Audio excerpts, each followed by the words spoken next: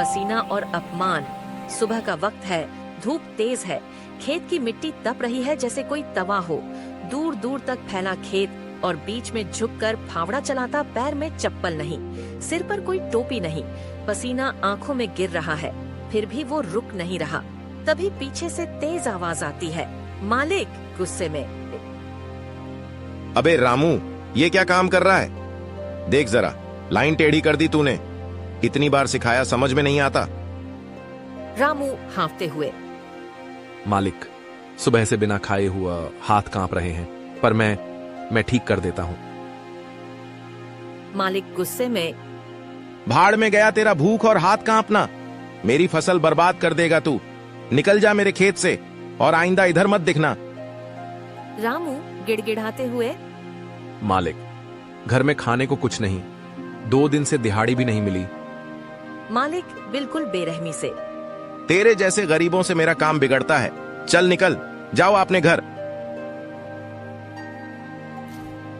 रामू चुपचाप अपना फावड़ा उठाता है, गले में लपेटा हुआ गमछा सिर पर रखता है और खेत से बाहर निकल जाता है।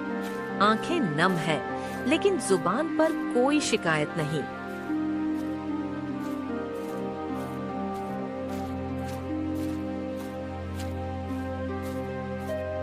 धूप अब और तेज हो चुकी है।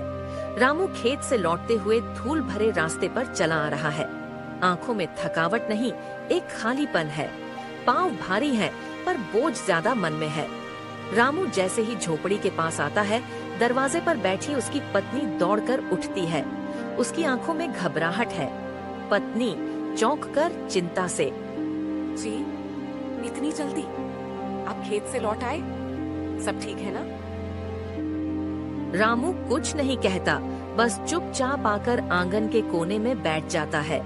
गर्दन झुकी है, हाथ कांपते हैं। पत्नी धीरे से पास बैठते हुए, क्या हुआ जी? मालिक ने कुछ कहा? रामू गले में फंसी आवाज को रोकते हुए कमजोर मुस्कान के साथ, काम तो किया था, लेकिन लाइन टेढ़ी हो गई। मालिक को गुस्सा आ गया, बोला तेरे जैसे लोगों से फसल बिगड़ती है, निकाल दिया। पत्नी की आंखों में आंसू आ जाते हैं, लेकिन वो जबरन खुद को रोकती है और उठकर लौटा में पानी लाती है।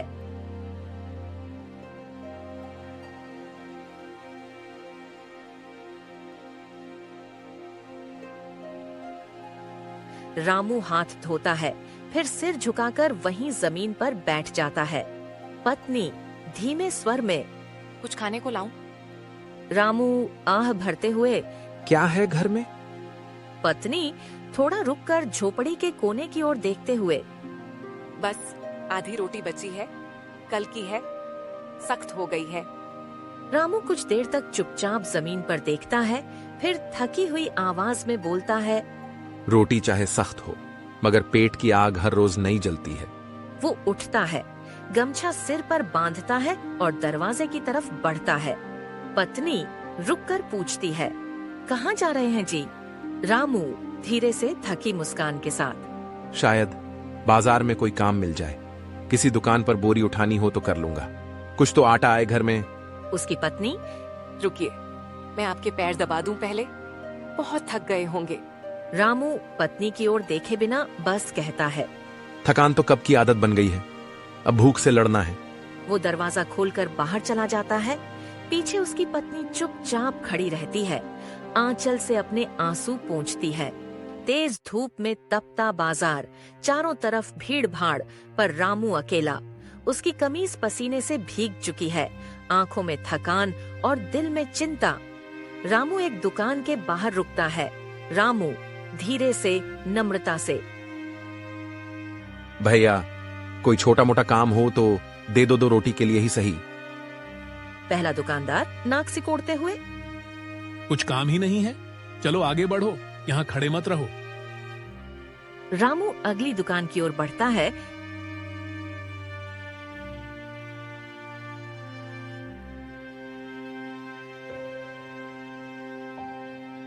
दूसरा दुकानदार कड़वाहट से, तुम रोज चले आते हो, नया आदमी नहीं चाहिए। रामू की आंखों में आंसू भर आते हैं, पर वह उन्हें पी जाता है। लड़खड़ाते कदमों से एक पेड़ के नीचे बैठ जाता है।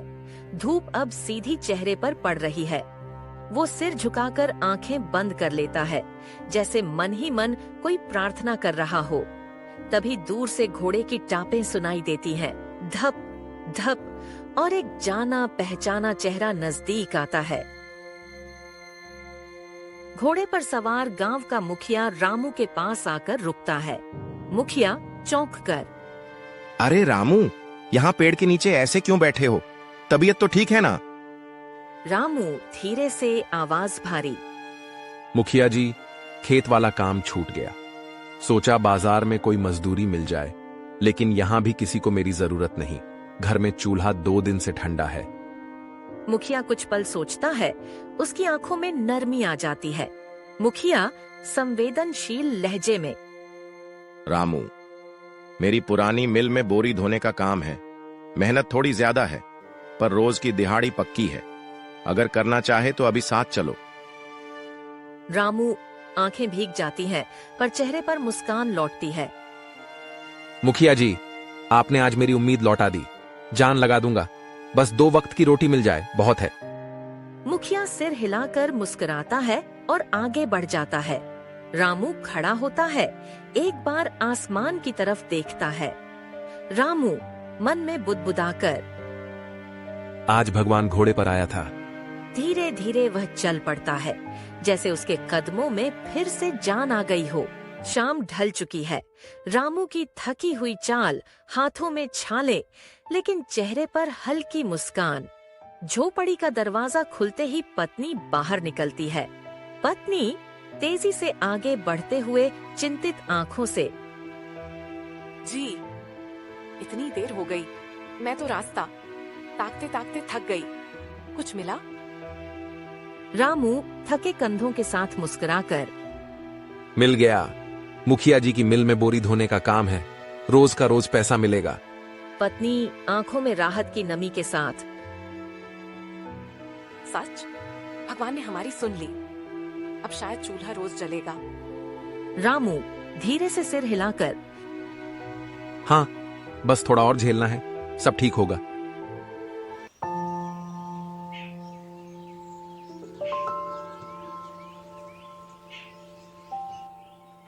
अगली सुबह पुरानी मिल की ऊंची दीवारें, लोहे का बड़ा फाटक खुलता है।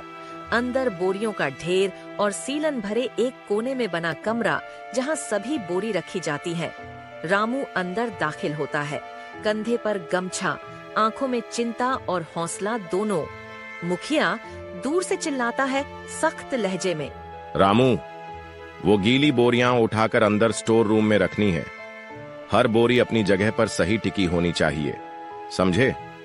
रामू सिर झुकाकर धीमे स्वर में, जी मुखिया जी, अभी कर देता हूं।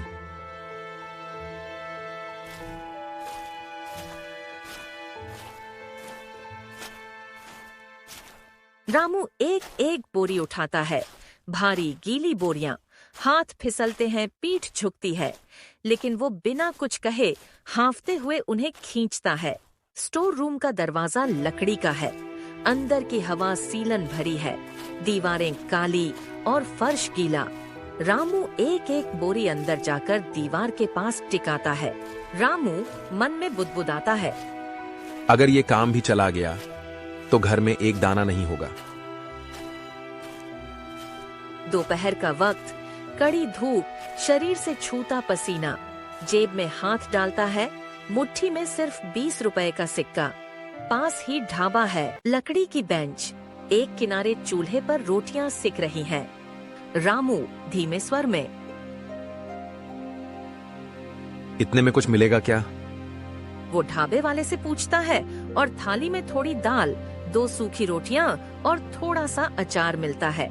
रामू थाली के सामने बैठते हुए, चलो, पेट को नहीं, आत्मा को तसल्ली मिलेगी। वो खाना खाने लगता है।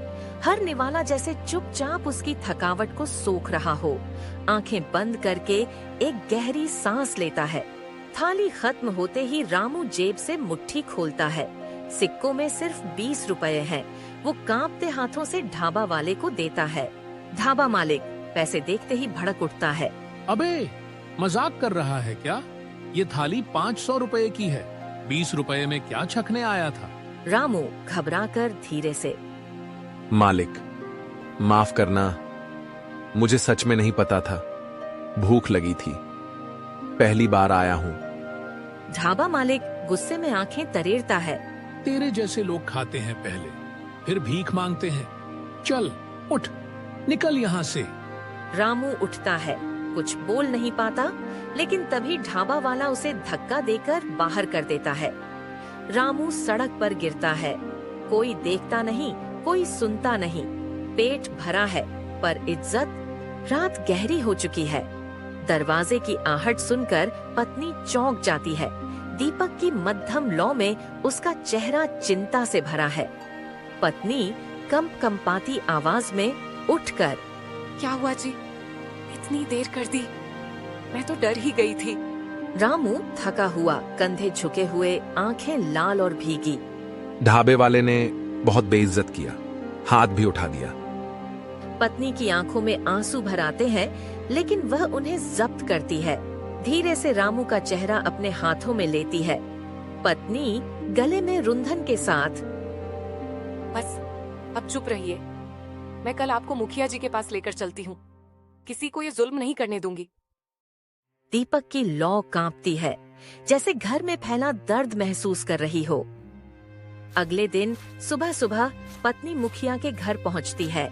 उसके चेहरे पर कल की घटना का दर्द साफ झलक रहा है। पत्नी आंखों में आंसू लिए, मुखिया जी, क्या गरीब होना हमारी गलती है? क्या हम सिर्फ इसीलिए दूसरों के ताने और अपमान सहे क्योंकि हमारे पास पैसे नहीं है? मुखिया गंभीर होकर कुर्सी से उठते हुए, बहू, ये गांव है, यहाँ इज्जत पैसे से नहीं, इंसानियत से मिलनी चाहिए। और जिसको ये समझ नहीं, उसे समझाना मेरा काम है। रामू भी वहीं आ जाता है, शर्म और गुस्से के बीच फंसा हुआ। रामू, मुखिया जी, हम तो बस रोजी रोटी कमा रहे हैं, मेहनत करते हैं, किसी का बुरा नहीं सोचते, फिर भी लोग हमें नीचा दिखाते हैं। मुखिया बोलता है, रामू, ढाबे वाले की बदतमीजी का जवाब मैं दूंगा। गांव में कोई भी गरीब की इज्जत से खिलवाड़ नहीं करेगा। तुम लोग बेफिक्र रहो, आज बात होगी। मुखिया उसी समय अपने नौजवान को साथ लेता है और ढाबे की ओर बढ़ता है।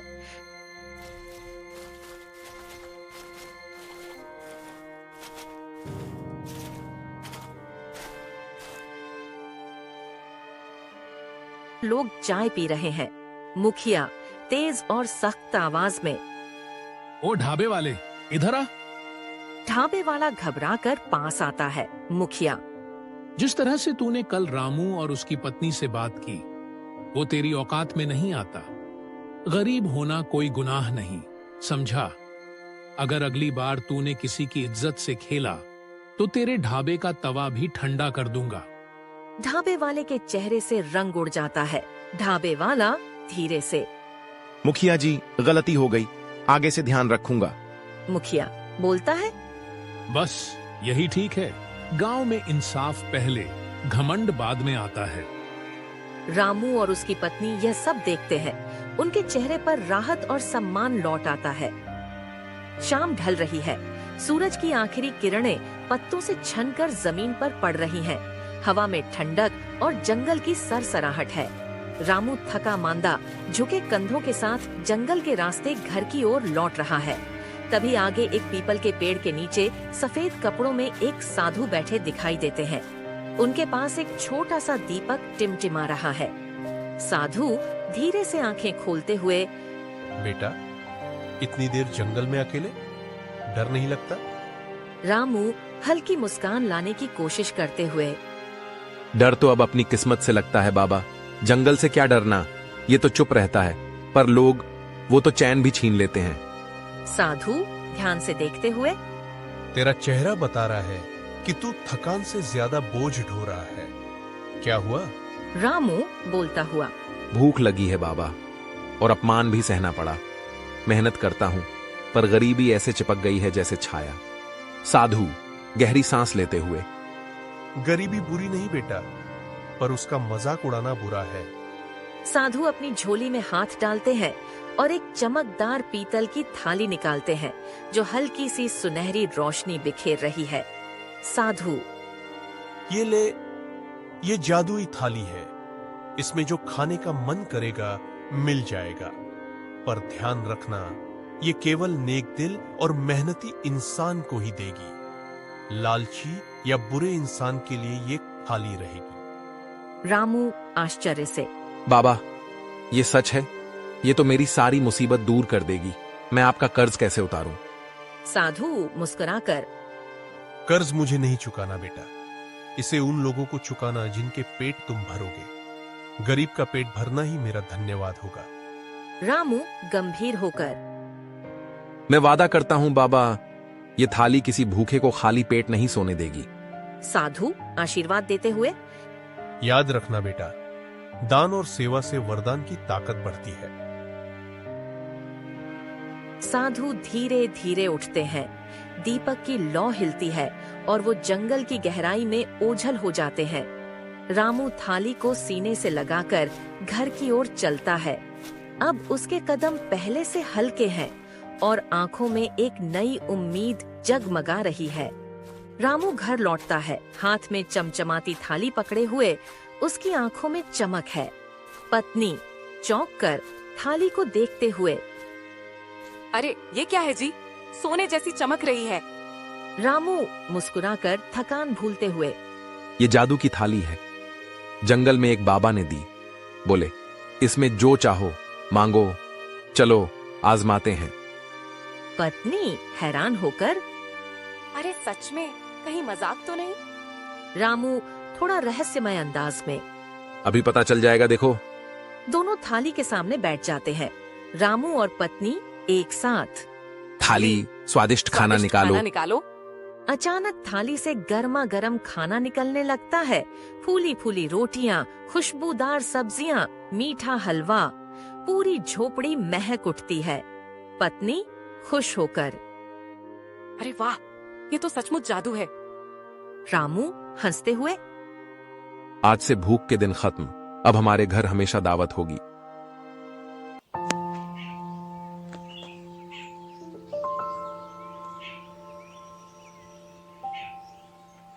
अगले दिन रामू और उसकी पत्नी झोपड़ी के बाहर एक छोटा सा ढाबा सजाते हैं। मिट्टी की चूल्हे से धुआं उठ रहा है और खाने की खुशबू फैल रही है। पत्नी खुशी से, 10 रुपए में भरपेट खाना, और जिसके पास पैसे ना हो वो भी पेट भर खा सकता है। गांव के गरीब लोग धीरे धीरे आने लगते हैं। कोई किसान, कोई मजदूर, कोई बूढ़ी अम्मा, सबके चेहरे पर उम्मीद की झलक है। एक किसान हैरानी से, इतना सस्ता खाना, फायदा क्या है तुम्हारा? रामू मुस्कुराकर थाली बढ़ाते हुए, फायदा भाई, भूख का कोई धर्म नहीं होता, कोई जात नहीं होती, और इसका दाम सिर्फ एक है, इंसानियत। लोग चुपचाप खाने लगते हैं। उनकी आंखों में कृतज्ञता है और रामू पत्नी के चेहरे पर सुकून। में वो रामू के ढाबे पर पहुंचता है।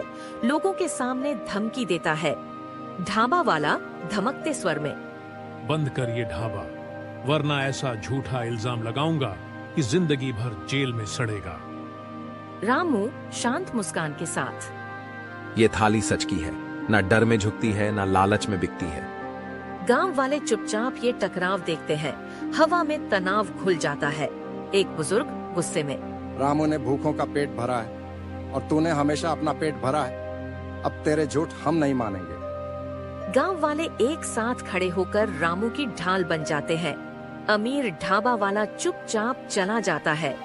रामू और उसकी पत्नी रोज अपने छोटे से ढाबे पर बैठकर हर आने वाले को खाना परोसते हैं।